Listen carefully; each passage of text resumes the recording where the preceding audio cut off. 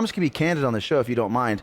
Deliverance is painted by a lot of church people as a negative thing. Absolutely. Well, listen, I keep that stuff out of my church. We don't need, people slithering around on the ground. We don't need people, screaming, hollering. We don't need people crying, sweating, running up and down the aisles in our church. That's for another church. Why has deliverance been painted in such a negative light when it's so critical?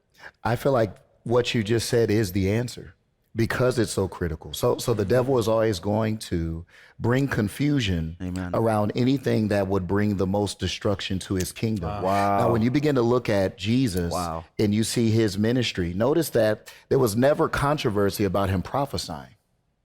If you begin to examine, when the criticism of Jesus was that he cast out devils by the spirit of Beelzebub. Yes. So there was something about deliverance that agitated the spiritual realm, that agitated Satan more than anything else. And my reasoning for that is it exposes Satan in every way, because one thing about demons, they love to remain in people's life without them even knowing that they're there.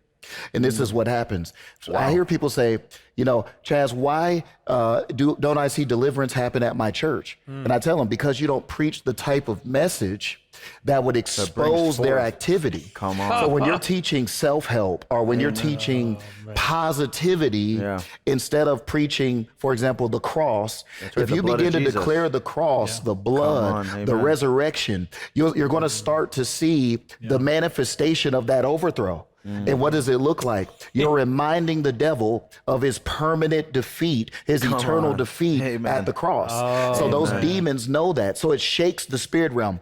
This is why it was their central message. When you look at the apostles, they weren't teaching about how to be single. They mentioned it, but it wasn't a major. Their main message was the cross and resurrection. And when you look at Jesus as he went about, almost every page, he was casting out demons. Yes. So this means he doesn't want us, he wants to limit our impact. He wants to limit us. He wants believers to go to church every single week and not be transformed. And I believe that that's what it's coming back to.